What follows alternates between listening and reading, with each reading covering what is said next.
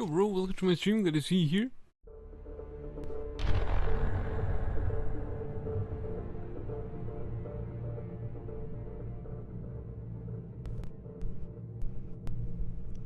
It's reading time.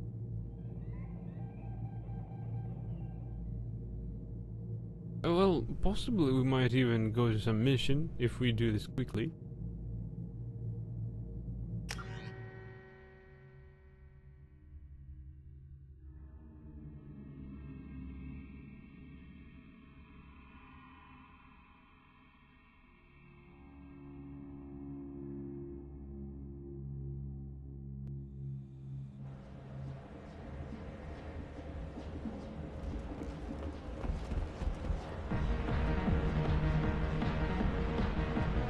Oh, Solarian bartender. Welcome to Afterlife. How may I serve you? Pour me a drink. Hold the poison. Oh yes, I heard about my predecessor's little scheme. I'm very glad you survived. I've been instructed to give you drinks on the house. Rest assured that they will contain no illicit ingredients you haven't asked for. So, can I have a drink for free? Welcome to Afterlife. How may I serve you? I'll just have something to drink.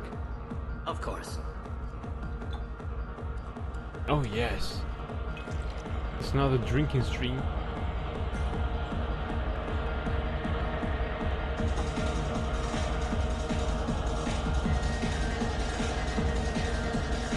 I got a mate and a ship.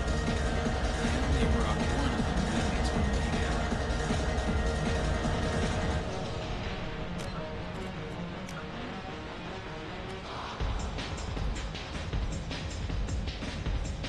Aliens, non-council races. Teammates are just watching. Keepers. When the Asari discovered the Citadel, they also discovered the Keepers, a docile, multi-limbed insect race that seemingly exists only to maintain and repair the Great Protean Station. Early attempts to communicate with or study the Keepers were failures, and it is now illegal to interfere with or impede Keeper activity.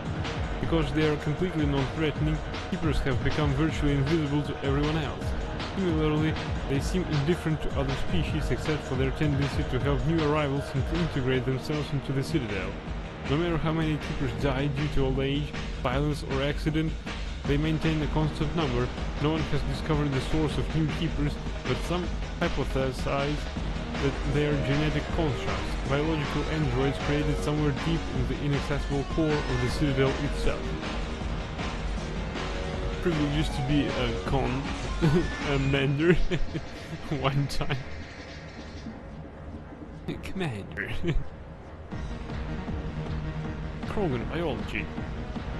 The Krogan evolved neolethal ecology. Over millions of years, the Grimm struggled to survive larger predators, virulent disease, and resource scarcity on their homeworld. Tuchanka turned the lizards into quintessential survivors. Perhaps the most telling indicator of Tuchanka's lethality is the Krogan eyes.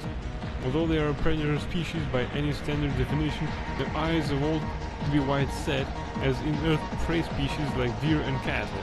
Krogan eyes have a 240-degree arc of vision, better suited for spotting enemies sneaking up on them than for pursuit.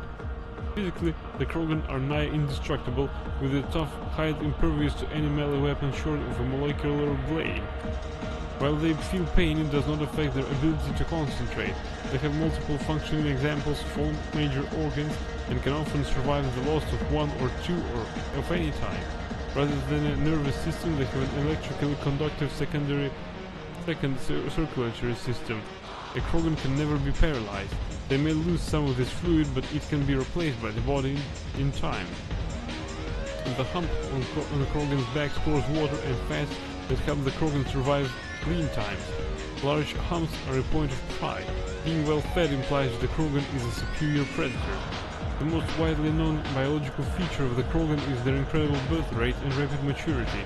Once freed from the hostile cauldron of Tuchanka, the Krogan population swelled into a numberless horde. Only the genophage kept them from outbreeding the combined council races. Now the rare Krogan females capable of bringing a child to term are treated like strategic resources. Warlords will trade them at diplomacy or more frequently fight wars with them. Krogan Blood Rage. Feared throughout the galaxy as nightmarishly violent warriors, the Krogan are both aided and hobbled by their legendary Blood Rage. In the grip of that madness, Krogan become seemingly invincible, but are merely totally unresponsive to pain. Blood-enraged Krogan fight regardless of injury level, to the extent that Krogan, shorn of all four limbs, continue gnashing past brain death until total somatic death. The supremely resilient, hyper-violent Blood Rage is the synergy of two aspects of Krogan neurology. The first aspect is a positive feedback loop in which adrenaline, also activated by fear or rage, suppresses serotonin, the brain chemical that induces serenity. The second is the overdeveloped Krogan limbic system. In Krogan, as in humans, fear or rage shifts mental control from the frontal lobes responsible for reason to the limbic system responsible for aggression and survival. During that shift, Krogan and humans exhibit diminished capacity for logic and self-control. Prior to the ecological devastation of Tuchanka, Blood Rage was extremely rare among the Krogan. Back then, while all Krogan were capable of heightened anger and violence in fight or flight scenarios, almost none experienced insensitivity to pain. The 1% who did were those suffering serotonin suppression. At that time, Krogan society regarded the condition as pathological and medicated or imprisoned sufferers to protect them and society. Following nuclear ecocide 4 millennia ago, evolution selected only those Krogan afflicted with Blood Rage for survival. Today there is no living memory among the Krogan of a life without mindless, murderous fury. Krogan culture. The harsh Krogan homeworld conditioned the Krogan psychology. Harsh Krogan homeworld conditioned the Krogan psychology for toughness just as it did the body. Krogan have always had a tendency to be selfish, unsympathetic and blunt.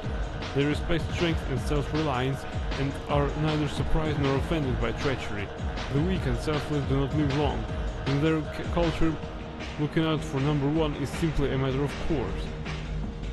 After their defeat in the rebellions, the very concept of Krogan leadership was discredited. Where a warlord could once command enough power to bring entire solar systems to heel and become overlord, these days it is rare for a single leader to have more than 1,000 warriors swear allegiance to him. Most Krogan trust and serve to no one but themselves. This solitary attitude stems in part from a deep sense of fatalism and futility, a profound social effect of the genophage that caused Krogan numbers to dwindle to a relative handful. Not only are they angry that the entire galaxy seems out to get them, the Krogan are also genetically pessimistic about their race's chances of survival. The surviving Krogan see no point to building for the future. There will be no future. The Krogan live with an attitude of "you pillage and be selfish, for tomorrow we die." Krogan genophage. The genophage bioweapon was created to end the Krogan rebellion. From the start, the Krogan had overwhelmed the Council. Only timely first contact with the Turians saved the Council races. The Turians fought the Krogan to a standstill, but sheer weight of Krogan numbers indicated the war could not be won through conventional means. The Turians collaborated with the Solarians to genetically engineer a counter to the rapid breeding of the Krogan. The genophage virus gained the energy to replicate the Eton key by Eton key genetic sequences. Every cell in every Krogan had to be altered for their weapon to be foolproof, otherwise the Krogan could have used gene therapy to fix the affected tissues. Once the genophage strain could find no more genes to eat, it will starve and die, leaving in spin-off mutation and contamination. This created genetic flaw is hereditary. The Solarians believed the genophage would be used as a deterrent, a position the Turians viewed as naive. Once the project was complete, the Turians mass-produced and deployed it. The Krogan homeworld, their colonies, and all occupied worlds were infected. The resulting mutation made only 1 in 1,000 Krogan pregnancies carry to term. It did not reduce fertility but offspring viability. The rare females able to carry children to term became prizes the Krogan warlords fought brutal battles over. The Krogan are a shadow of their former glory. While the rebellions took place centuries ago, they are constantly reminded of the horror of the genophage and of their inability to counter it. The release of the genophage is still controversial, bitterly debated in many circles. Krogan rebellions. After the Rachni War, the quick breeding Krogan expanded at the expense of their neighbors. Warlords leveraged their veteran soldiers to seize living space while the council races were still grateful. Over centuries, the Krogan conquered world after world. There was always just one more needed. When the council finally demanded withdrawal from the Asari colony of Lucia, Krogan overlord Krennic stormed off the citadel, daring the council to take their worlds back. The council had taken precautions. The finest STG operators and Asari huntresses had been drafted into a covert observation force, the Office of Special Tactics and Reconnaissance. The Spectres opened the war with crippling strategic strikes. Krogan plans went dark as computer viruses exploded the extranet. Sabotage antimatter refineries disappeared in blue-white annihilation. Headquarters stations shattered into orbit clogging debris, rammed by pre-placed suicide freighters. Still, this only delayed the inevitable. The war would have been lost if not for first contact with the Turians, who responded to Krogan threats with a prompt declaration of war. Being on the far side of Krogan space from the Council, the Turians advanced rapidly into the lightly defended Krogan rear areas. The Krogan responded by dropping space stations and asteroids on Turian colonies. 3 worlds were rendered completely uninhabitable. This was precisely the wrong approach to take with the Turians. Each is first and foremost a public servant willing to risk his life to protect his comrades. Rather than increasing public war awareness, Krogan tactics stiffened Turian resolve. The arrival of Turian task forces saved many worlds from the warlords' marauding fleets, but it took development of the Genophage bioweapon to end the war. There were decades of unrest afterwards. Rogue warlords and holdout groups of insurgents refused to surrender or disappeared into the frontier systems to become pirates. Krogan military doctrine. Traditional Krogan tactics were built on attritional mass unit warfare. Equipped with cheap rugged gear, troop formations were powerful but inflexible. Command and control was very centralized. Soldiers in the field who saw a target contacted their commanders behind the lines to arrange the fire support. Since the Genophage, the Krogan can no longer afford the casualties of the old war tactics. The battle masters are a match for any 10 soldiers of another species. To a battle master, killing is a science. They focus on developing a clean brute force economy of motion that exploits their brutal strength to incapacitate enemies with a swift single blow of overwhelming power. This change of focus from mass unit warfare to maximal efficiency has increased employment demand in the fields of security and muscle for hire. Due to the unsavory reputation of the Krogan, most of these jobs are on the far side of the law. Battle masters are not speed and polish, but they do believe in being well armed and equipped, preferably with a gun for each limb. They are careless and brutal, but methodical and disciplined. They use any means at their disposal to achieve their goals, no matter how reprehensible. Hostage-taking and genocide are acceptable means to ensure a quiet occupation with few Krogan casualties. The Krogan serving with Saren's forces appear to be returning to the old style of mass attritional combat. They also work in close cooperation with supporting Geth units who fill the roles occupied by combat drones in other armies. Biotics are rare among the Krogan. Those that exist are viewed with suspicion and fear. The Krogan see this aura of fear as a useful quality for an officer and often promote them. Combat drones and other high-tech equipment are likewise in short supply. Quarians, economy. The migrant fleet has little economic base, operating in a state of perpetual hand-to-mouth. While Quarian ships include light manufacturing and assembly plants, they lack heavy industries such as refining and shipbuilding. The fleet has tankers for water purification and oxygen tracking. The space-intensive nature of agriculture limits food production. A single disaster could destroy the fragile balance. The Quarians earn income in creative ways. Because the government is obliged to provide food, water, air, and medical support for every individual, the Conclave strategically determines the course of the fleet to bring in resources and income. A species who suspect the migrant fleet is heading toward their space often offers a gift of surplus starships, fuel, and resources to convince the Conclave to alter course.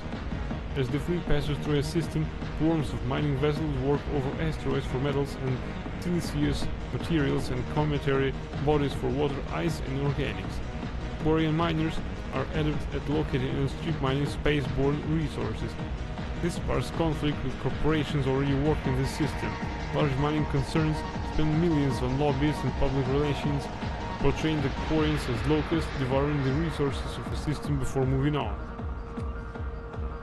The greatest asset of the Quarians is their rarefied skills. Most are experienced miners. Due to their life of perpetual salvage and repair, they are skilled engineers and technicians. More than once, the very corporations that lobby against the Quarians have made backroom deals with the fleet, arranging for skilled Quarians to fill space engineering jobs that other species would demand higher wages for. Quarians are widely hated among the working classes. The Quarians are coming to take our jobs as a common response to the fleet's approach. Quarians government. The Quarians' precarious existence and the need to enforce strict rationing, government is somewhat autocratic. The migrant fleet operations are directed by the Admiralty, a board of 5 military officers who are advised by a legislative body called the Conclave. Each vessel in the fleet has the right to send representatives to the Conclave aboard the flagship. The number of representatives is based on crew size. Larger clans, with bigger ships and more votes, inform the course of political blocs. Opposition comes from the Outriders coalition with delegates from thousands of smaller ships. The Admiralty defers to the Conclave's decision in most circumstances. However, if all 5 members agree that the Conclave decision jeopardizes the survival of the fleet and cannot get the Conclave to address their concerns, they have the right to summarily overturn the legislative decision. After the Admiralty uses this extraordinary power, they must resign. If the Admiralty does not step down after using their veto, the rest of the military is obliged to arrest them. Each ship captain has authority over his vessel, but is advised by an elected civilian council, just as the Admiralty is advised by the Conclave. This relationship may range from cooperation to polite tolerance to outright hostility, but any captain who overrules his council without good reason is relieved of command by the Admiralty. Many Quarian ships are owned by clients who pool their resources to purchase used vessels from private sailors. Large ships are prestigious for big, rich clans, but a small ship means status for a small clan with enough personal wealth to afford a private vessel. Clan vessel captains are not subject to dismissal by the Admiralty. Abusive captains are a family problem if they do not disrupt the operations of the fleet.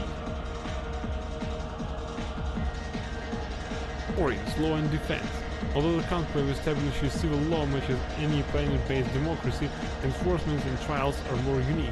After the flight from the Geth, there were few constables to police the millions of civilians aboard the fleet, so the Navy parceled out Marine squads to maintain order and enforce the law. Today, Quarian Marines have evolved training and tactics akin to civilian police, but remain adept at combat in the confined spaces of a starship and fully under the command of the military. Once taken into custody, the accused is brought before the ship's captain for judgment. While the ship's council may make recommendations, tradition holds that the captain has absolute authority in matters of discipline. Most are lenient, assigning additional or more odious maintenance tasks aboard the ship. Persistent recidivists are accidentally left on the next habitable world. This practice of abandoning criminals on other people's planets is a point of friction between the Quarians and the systems they pass through. Captains rarely have another choice. With space and resources at a premium, supporting a non-productive prison population is not an option. In the early years, many Quarian freighters were armed and used as irregular privateers. Civilian ships still show a strong preference for armament, making them unpopular targets for pirates. Though they have rebuilt their military, there are still mere hundreds of warships to protect tens of thousands of ships. The Quarian Navy follows strict routines of patrolling and takes no chances. If the intent of an approaching ship can be ascertained, they shoot to kill. Quarians pilgrimage. When Quarians of the migrant fleet reach young adulthood, they must leave their birth ship and find a new crew to accept them as permanent residents. To prove themselves, they must recover something of value. This is offered to their prospective captain as proof that they will not be a mere burden of the shoestring resources of the ship. The process is called the pilgrimage. Stripped of ritual, the pilgrimage is merely an attempt to maintain genetic diversity within the small, relatively isolated population bases that make up the migrant fleet. If the young stayed unmarried within their birth vessel, the risk of inbreeding would increase sharply. Quarians are surgically fitted with their various immunity-boosting implants in preparation for living on pilgrimage. Having grown up within the sterile, controlled environments of the migrant fleet ships, Quarians have virtually no natural immune system. Quarians, religion. The ancient Quarians practiced ancestor worship. Even after abandoning faith for secularism, Quarians continued to revere the wisdom of elders. As time passed and technology advanced, they inevitably turned their knowledge to preserving the personalities and memories of the elderly as computer virtual intelligences. These recordings became a repository of knowledge and wisdom stored in a central databank and available throughout any external connection. They held no illusion that this was a form of immortality. Like all virtual intelligences, their electronically preserved ancestors were not truly sapient. This was considered a surmountable problem. Sapiens could surely be reduced to simple mathematics. The Quarians began exhaustive research into creating artificial intelligence so they could learn to escape the bounds of mortality and give their ancestral records true awareness. Unfortunately, the life the Quarians created did not accept the same truth they did. The Geth destroyed the ancestor databanks when they took over. In the centuries since they evacuated their homeworld, most Quarians have returned to religion in various forms. Many believe that the rise of the Geth and the destruction of their ancestors were testament for arrogantly forsaking the old ways and venerating self-made idol. Others have a more philosophical outlook, believing that their race was indeed arrogant, but no supernatural agency lay behind the Geth revolt, rather the Quarians' actions wrought their own doom. Either way, every Quarian would agree that their own hubris cost them their homeworld. Please wait a bit.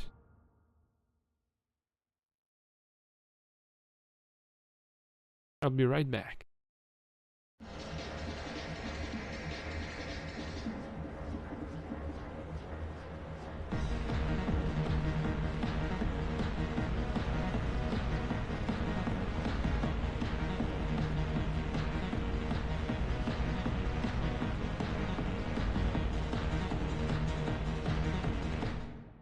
And I'm back. Aliens, non-sapient races. Husks. After the Geth secure a location, they round up and impale dead and living bodies on mechanical spikes. The spikes rapidly transform these victims into withered husks, extracting water and trace minerals and replacing them with cybernetics. Cybernetics reanimate the lifeless flesh and tissue, transforming the bodies into mindless killing machines. Some Alliance soldiers refer to the husk-generating spikes as dragon teeth, a reference to the mythological berserkers who sprang up from the earth wherever the teeth of the dragon Ares were planted. Thank you, bro. Dragon's teeth and husk bear little resemblance to other pieces of Geth technology. No one is sure why a synthetic race would bother to drain the minuscule amount of recoverable resources from organic corpses, though the value of reusing them as shock troops is obvious.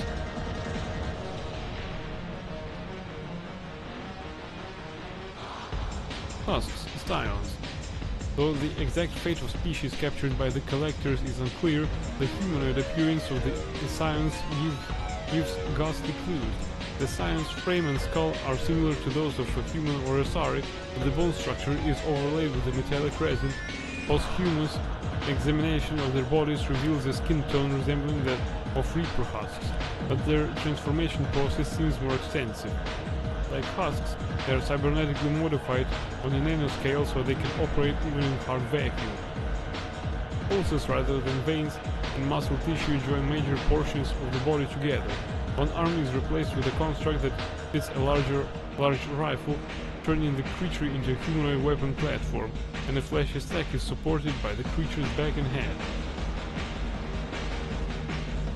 These sacks contain brain matter and spinal tissue, too much to have come from just one victim. This indicates scions are an amalgam of several individuals, with one primary victim providing the frame and several secondaries providing the flesh for a decentralized semi-mechanical nervous system. This decentralization makes them highly resistant to gunshot wounds. Even a headshot is not a certain kill. The science weapons, however, indicate that science retains some living tissue or at least sustains some of the same electrochemical reactions as those of a human biotic. The weapon creates a powerful warp effect which is consistent with the EZO nodules visible in the science's expansive nervous system. Given the rarity of human biotics, it seems likely that these dust-form EZO nodules are deposited during their transformation rather than requiring a biotic victim in the first place. Pressure moths.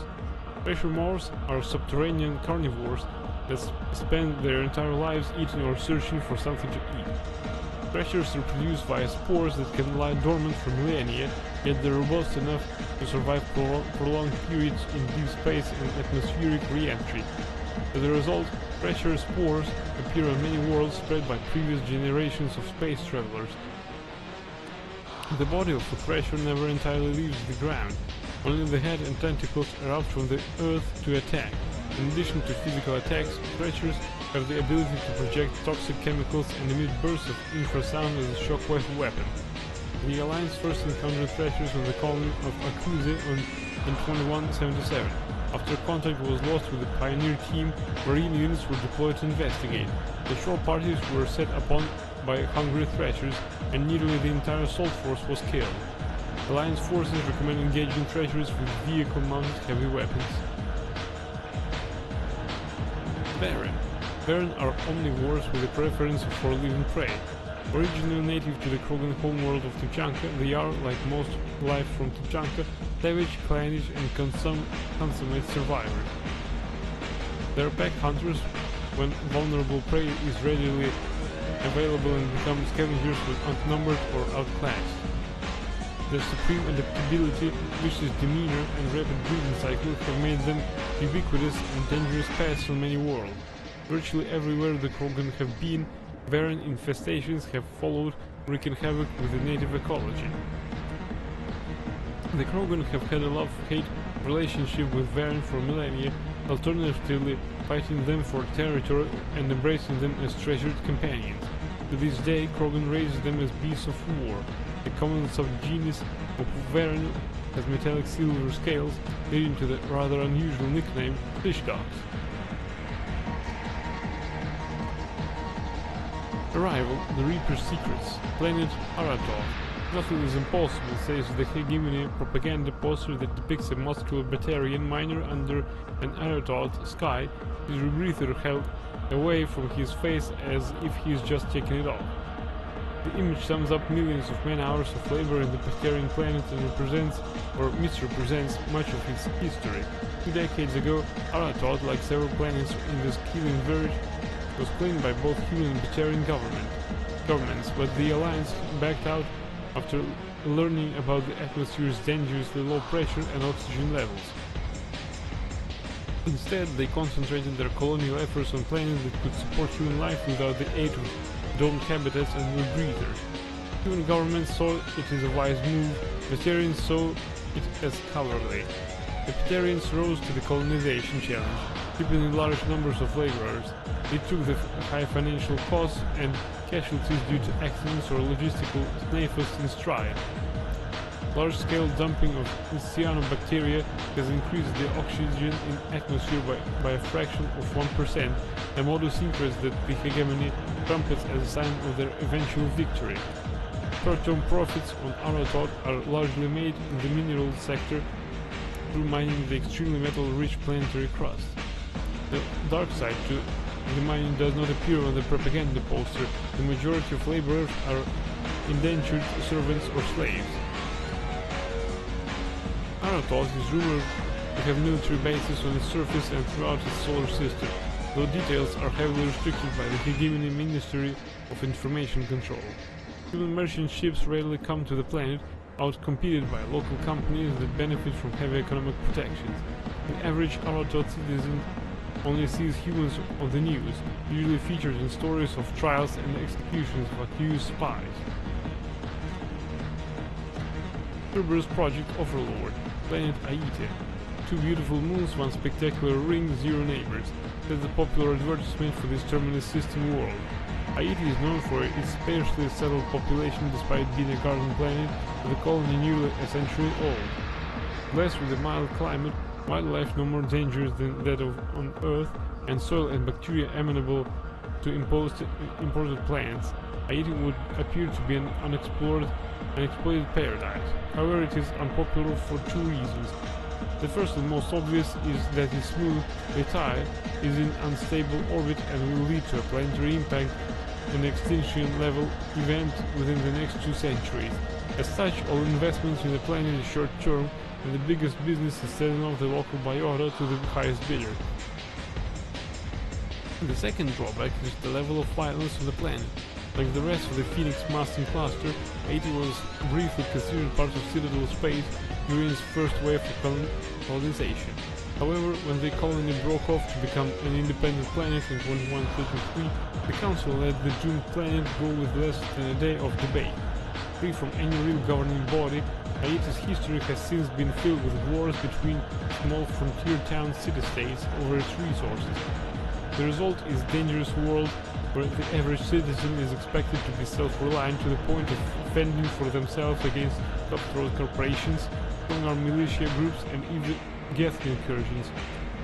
The fighting is so frequent that the name of the planet itself has changed more than 11 times, and a sign of blind indifference, standard Citadel Galaxy maps refer to the world by the name given to it by human colonists in the latter half of the century. Citadel and Galactic Governments. Citadel Conventions. These diplomatic tasks occurred in the wake of Krogan rebellions as a response to the destruction of the conflict and an attempt to distance the Council from the brutal Krogan warfare. The conventions regulate the use of weapons of mass destruction. A WMD causes environmental alteration to a world. A bomb that produces a large crater is not considered a WMD, a bomb that causes a nuclear winter is. The use of WMD is forbidden on garden worlds like Earth with ecospheres that can readily support a population. If a habitable world is destroyed, it will not be replaced for millions of years.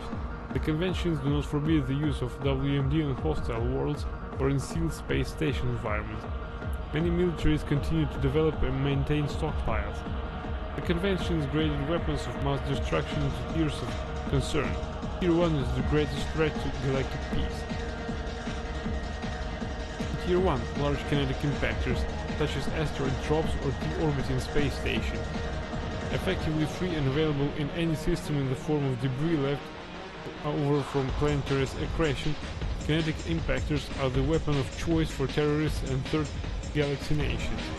Tier 2 – uncontrolled self-replicating weapons such as nanotechnology, viral or bacteriological organisms, von-Neumann devices, and destructive computer viruses.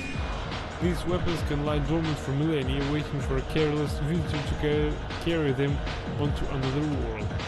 Tier 3 – large energy-burst weapons such as nuclear or antimatter warheads. Tier 4 – alien species deliberately introduced to crowd out native forms necessary for the health of an ecosystem. Ecological tempering can take years to bear fruit, making it difficult to prove. Citadel Council. The Council is an executive committee composed of representatives from the Asari Republics, the Turian hierarchy, and the Salarian Union. Though they have no official power over the independent governments of other species, the Council's decisions carry great weight throughout the galaxy. No single Council race is strong enough to defy the other two, and all have a vested interest to compromise and cooperation. Each of the Council species has general characteristics associated with the various aspects of governing the galaxy. The Asari are typically seen as diplomats and mediators. The Salarians gather intelligence and information. The Turians provide the bulk of the military and peacekeeping forces. Any species granted an embassy on the Citadel is considered an associate member, bound by the accords of the Citadel Conventions. Associate members may bring issues to the attention of the Council, though they have no input on the decision. The Human Systems Alliance became an associate member of the Citadel in 2165. Citadel Space.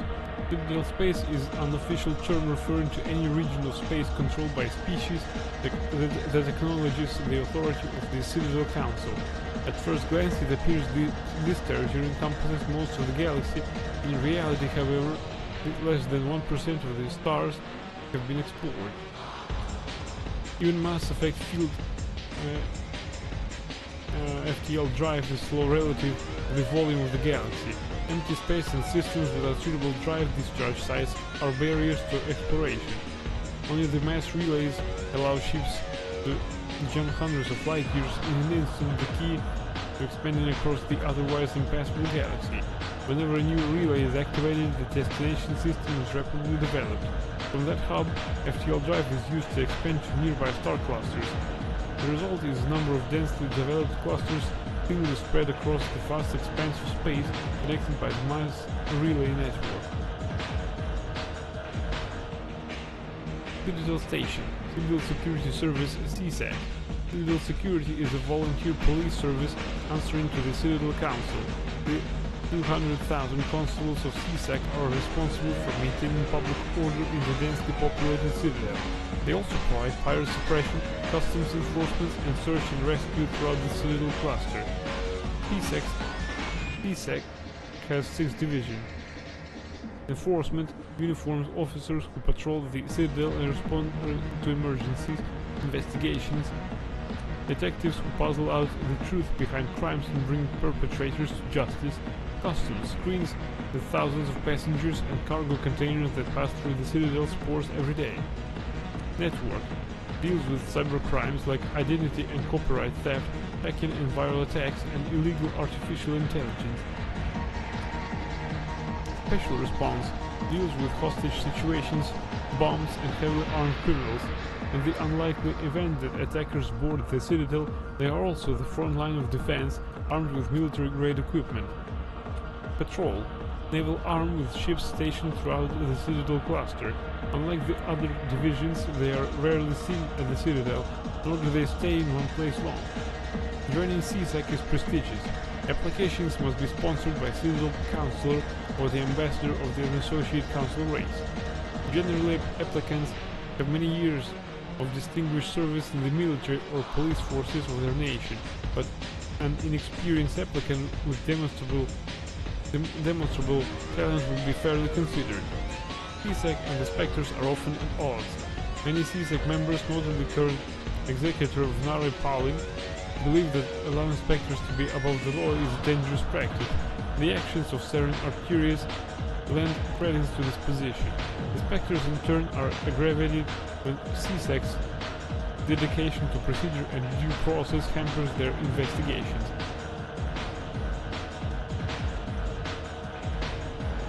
Citadel Station Foundations.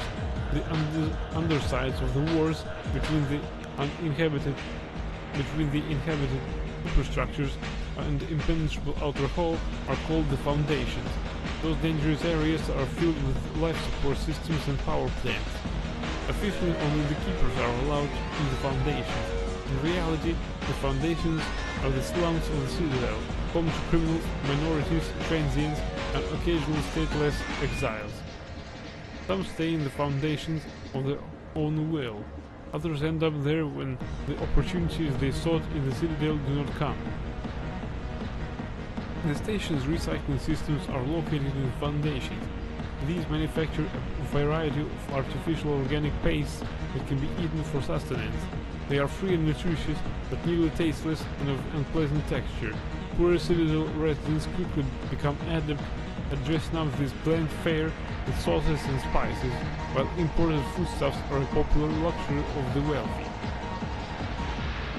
Let's go and do something.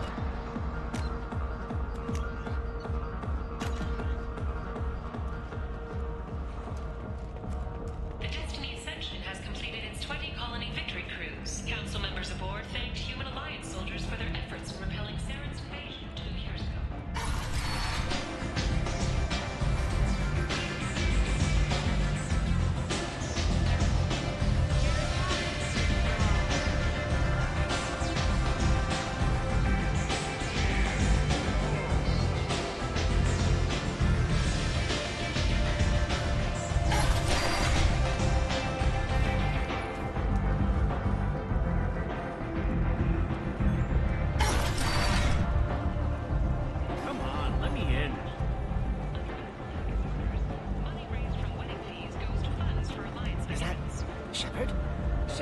supposed to The be? attack on the human colony of Freedom's Promise. Greetings. I was hoping you'd come by.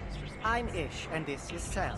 You look like a good person to know. There are survivors. The council offered its sympathy, but regretted that it could Friendly not faces seem hard to come by around here. Reasonable people are more valuable than air in a place like this. You need something? Well, if you'd be so kind, I hoped you might consider a proposition. I need skilled, trustworthy people to take care of a little business for me. Nothing illegal, of course, but it's paying work. What kind of business do you do?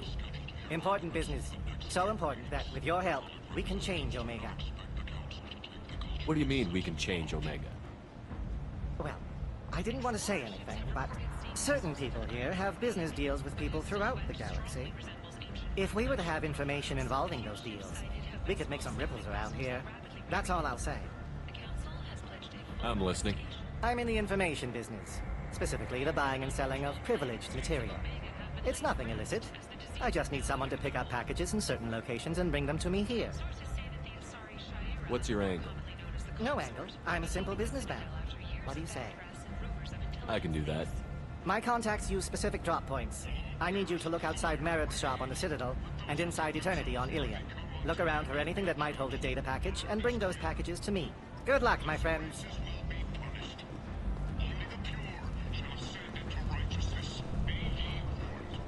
Hello again, my friends. Please tell me you have something for me. I'll have to come back later. Of course. You know where to find me. It looked like some intelligence, seemed like drug dealing.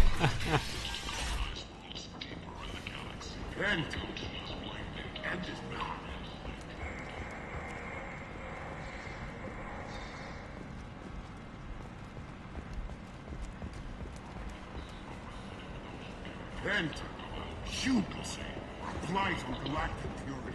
You search for a prize. Captain Hannah Shepard has apparently turned down an Admiral star and will remain in command of the Orizaba. Visor. Increases headshot damage by 10%. Deemed her promotion to Admiral a political ploy and said that she could best honor her child's legacy by captaining a ship.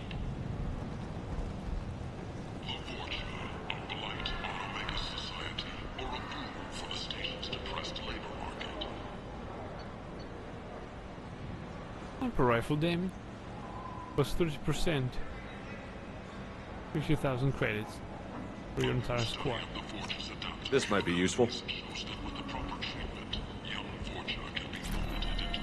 Big selection of illegal shit. You could thrive here if you're strong and ruthless. I like it.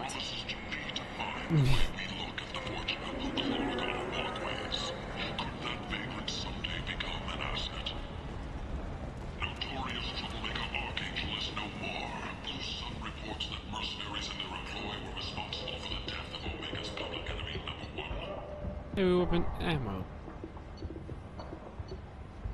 A Shepard gets plus 20% health. Now what's this?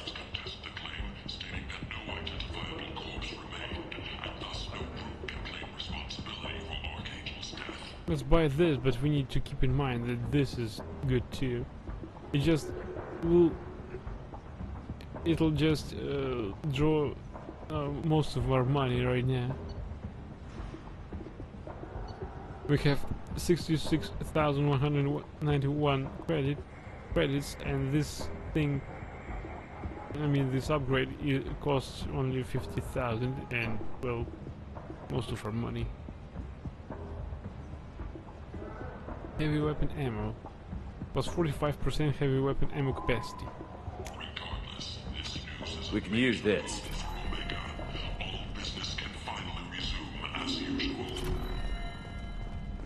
All businesses using security mechs have been asked to check their systems for a potentially deadly virus that can disable targeting safeties and further foe identification.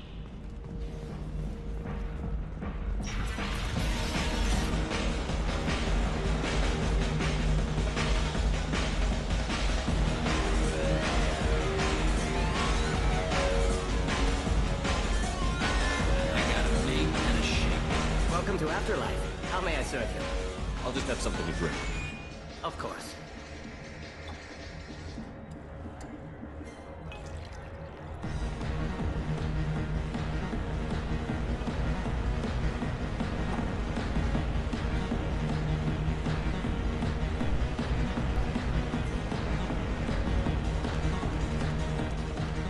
Right, we managed to...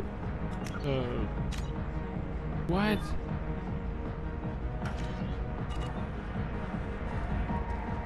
The save game amount has reached its limit.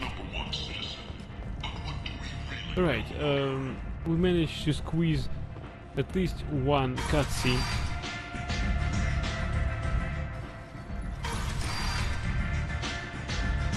So we just go and read some more codex.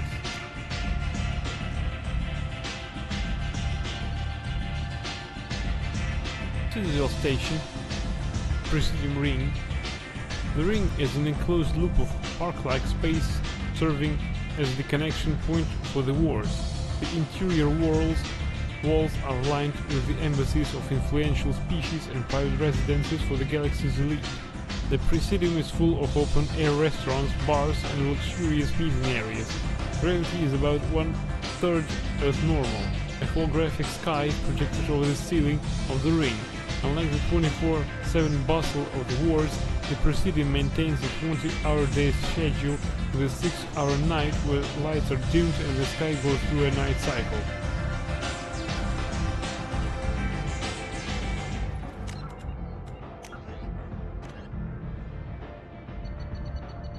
I don't want to shout while reading this. Citadel Station, Serpent Nebula. The Citadel is surrounded by a blue-tinted reflection nebula. The light of the nebula is actually light from the Citadel scattered and reflected back at the station. At first, the Serpent Nebula was assumed to be made of microscopic construction debris. Prevailing theory holds that the Protheans used molecular nanotechnology to manufacture the incredibly durable materials used in the Citadel, but unlike other nebulae, the Serpent does not dissipate over time. Therefore, it must be replenished constantly. The current popular theory is that the non-recyclable waste collected by the Citadel's keepers is somehow rendered down to the atomic or molecular level and ejected into the cloud. The thick nebula represents a navigation hazard. Beyond the relatively clear areas around the Citadel, electrical discharges are common. Those are not blocked by kinetic barriers and can severely damage metal-framed starships. In addition, some dense knots of dust can overwhelm the repulsion of kinetic barriers on smaller ships. If such a vessel is moving fast enough at the time, the effects are similar to being hit by a sandblaster. Attempting to reach the Citadel through open space navigation is unadvisable. The only safe approach is through the various mass relays that orbit it.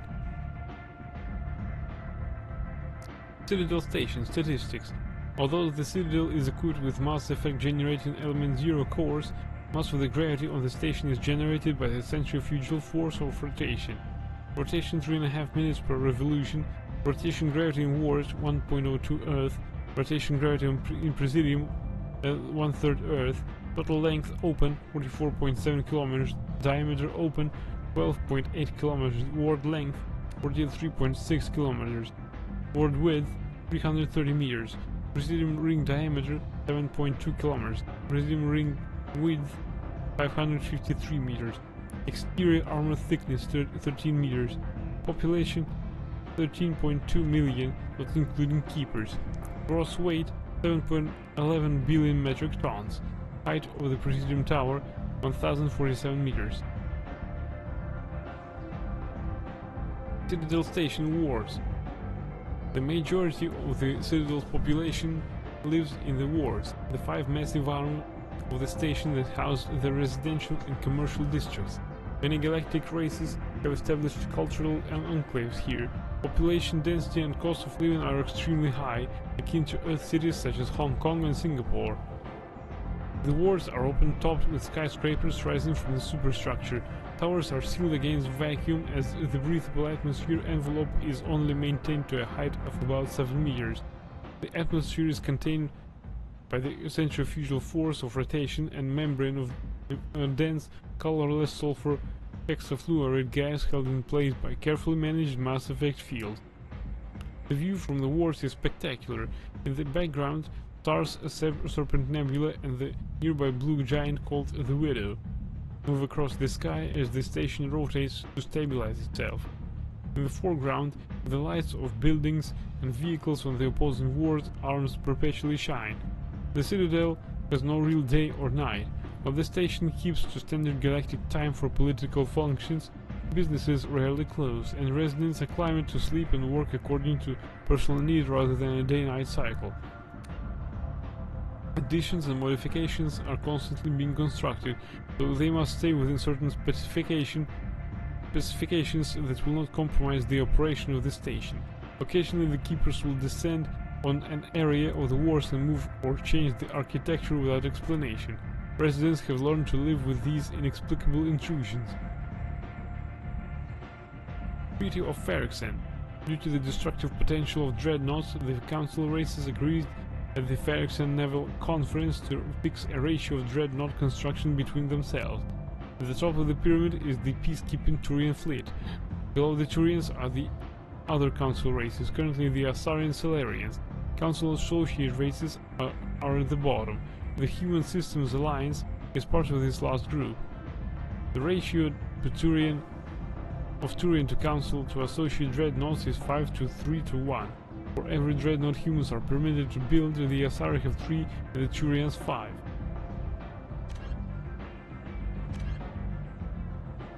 Humanity and the Systems Alliance. Earth, the home world and capital of humanity, is entering a new golden age.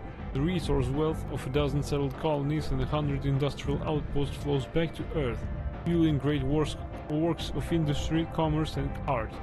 The great cities and greening as archaeology skyscrapers and telecommuting allow more efficient use of land.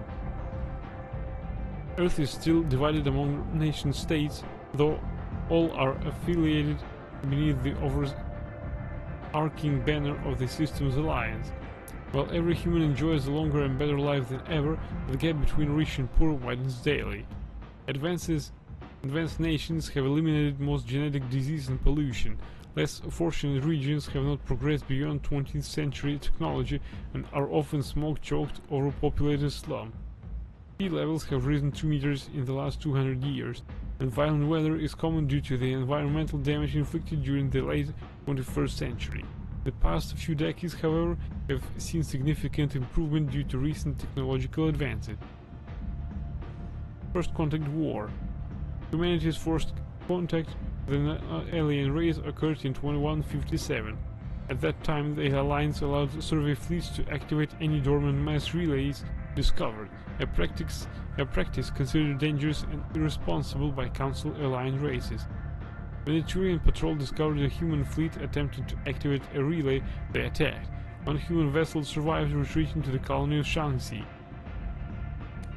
The Turians followed, quickly defeating the local forces.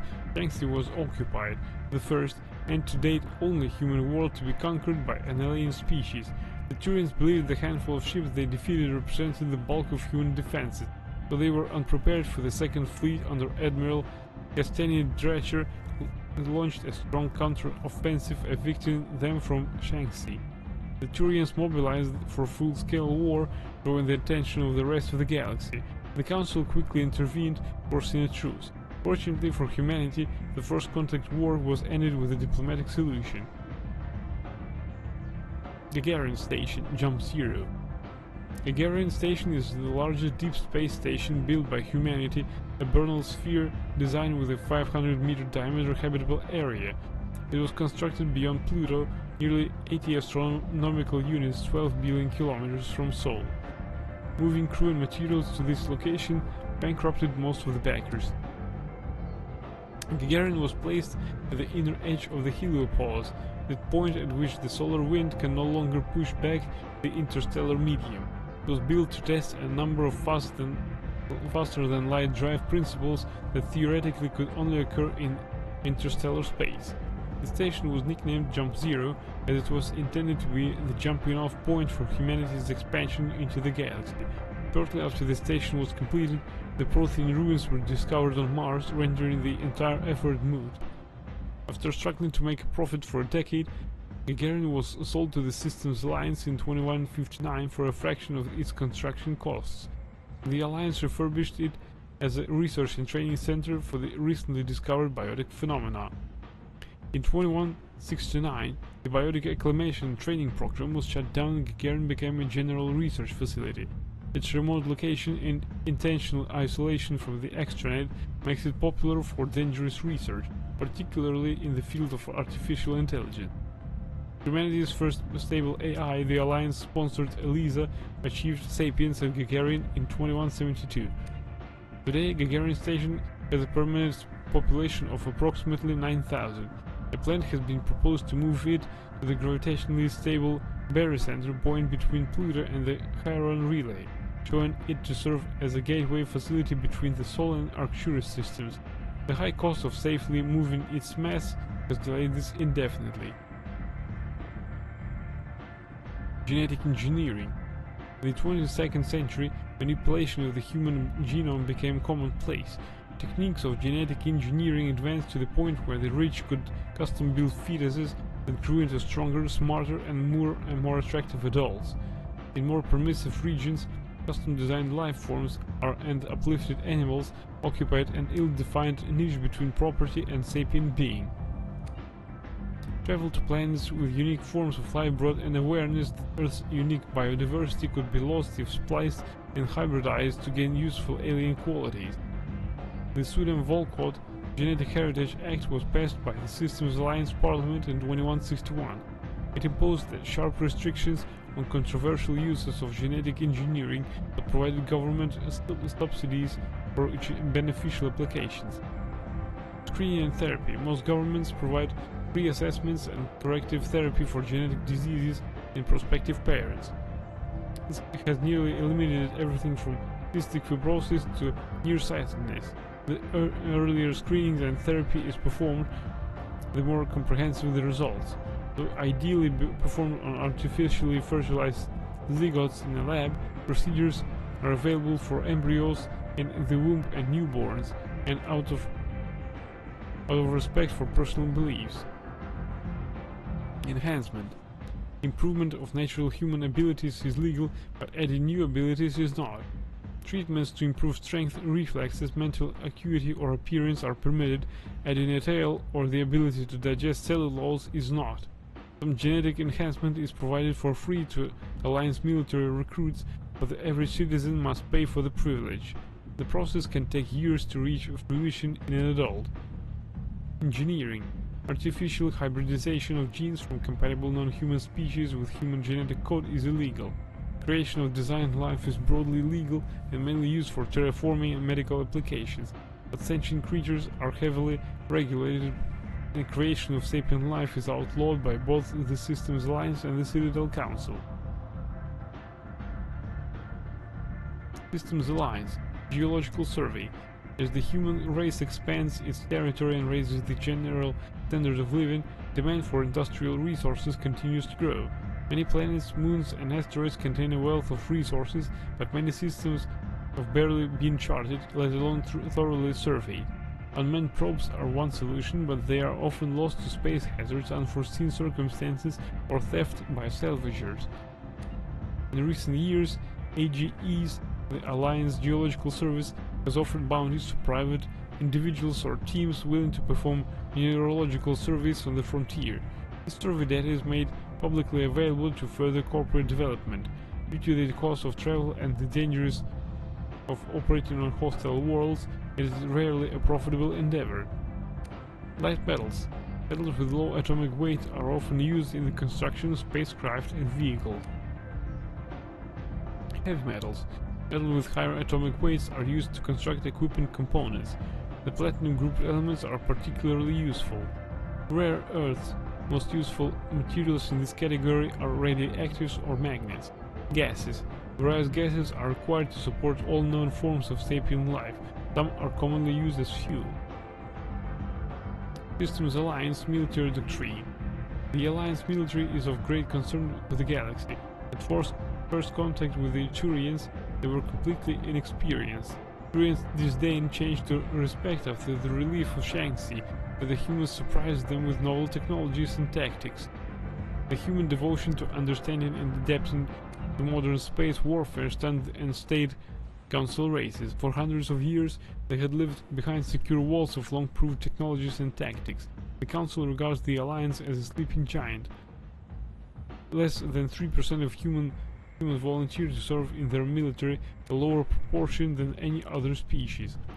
While competent, Alliance soldiers are neither as professional as the Turians nor as skilled as the Asari. Their strength lies in fire support, flexibility and speed. They make up for a lack of numbers with sophisticated technical support, VIs, drones, artillery, electronic warfare, and emphasis on mobility and individual initiative. Their doctrine is not based on absorbing and dishing out heavy shocks like the Turians and Krogan. Rather, they bypass enemy strong points and launch deep into their rear, cutting supply lines and destroying headquarters and support units, leaving enemies to wither on the vine. On defense, the human military is a rapid reaction force that lives by a Sun Tzu maxim: he who tries to defend everything defends nothing. Garrisons are intended for scouting rather than combat, avoiding engagement to observe and report on invaders using drones. The token garrisons of human colonies make it easy for alien powers to secure them, for which the Alliance media criticizes the military. However, the powerful fleets stationed at phase gates nexuses such as Arcturus are just a few hours or days from any colony within their sphere of responsibility. In the event of an attack, they respond with overwhelming force. Alright bro, we've read lots of materials today.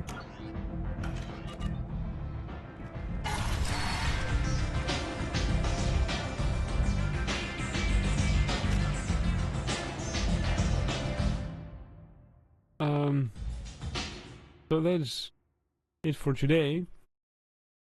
I thank you all for watching. Hope that you enjoyed as much as I did. I'll just copy the save games to another place. Since I need a new save game. I don't trust any quick save in any game now.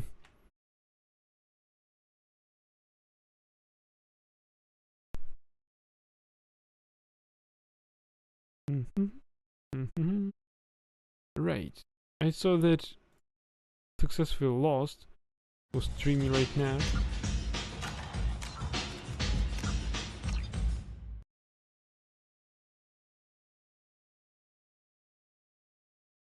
And she's not streaming. Amazing. Right, we have Bogus who's playing Baldur's Gate 2. But who else do we have? Well, others are just very unknown to me. Right, we're raiding out to Bogu. We'll give him some love as he's playing Baldur's Gate 2 Enhanced Edition. I thank you again for watching. Hope you enjoyed this as much as I did. Wish you good nights, sweet dreams, and until next time, everyone. Bye!